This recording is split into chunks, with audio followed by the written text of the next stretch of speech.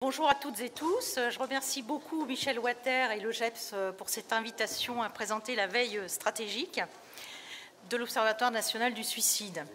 Alors en fait, cette veille stratégique, c'est l'essentiel de l'actualité documentaire consacrée au suicide. Sa vocation au départ, c'est d'être une valeur ajoutée aux 3 recueils numériques qui sont consultables sur le site web de l'Observatoire national du suicide. Le premier recueil s'intitule « Thématique du suicide, tome 1 à 3 de 2014 à 2019 ». Le second, « Surendettement et suicide, de 2012 à 2019 ». Et le troisième, « Enjeux éthiques associés à la prévention du suicide, de 2012 à 2019 ». La veille stratégique résulte d'une traque d'informations sur le web afin d'avoir une vision systémique de la thématique du suicide. Alors, comment ? Grâce à la sélection de 152 revues scientifiques nationales et internationales, ça c'est un petit travail que j'ai fait de mon côté, aussi à la consultation de plateformes de revues académiques comme Science Direct, Springer Link, la consultation de bases de données ciblées comme PubMed, Tessadoc du ministère de la Santé, et d'autres sources émettrices de données comme ASCO-DocPsy, InfoSuicide.org, PLOS ONE, et la presse quotidienne, et d'autres bien évidemment.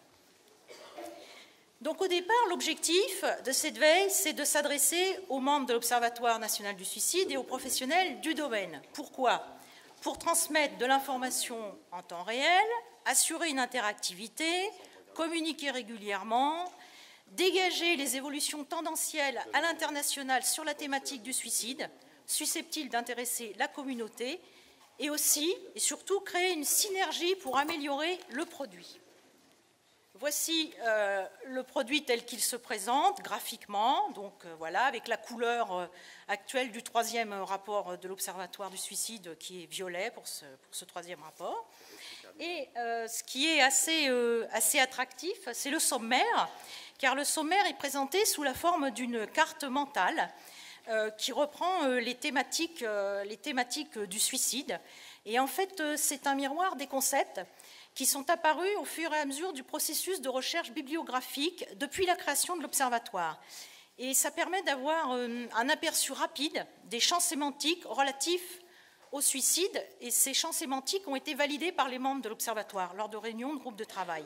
Donc vous avez la prévention, cette carte elle se lit en partant du cœur, puis en montant, donc la prévention, ensuite les effets de la crise et les inégalités sociales, les groupes à risque avec des sous-groupes, la psychiatrie et la santé mentale, les facteurs psychosociaux, les colloques et la formation, et une petite rubrique un peu amusante, si je puis dire, sur cette thématique, qui s'intitule « Étonnant », qui est très consultée.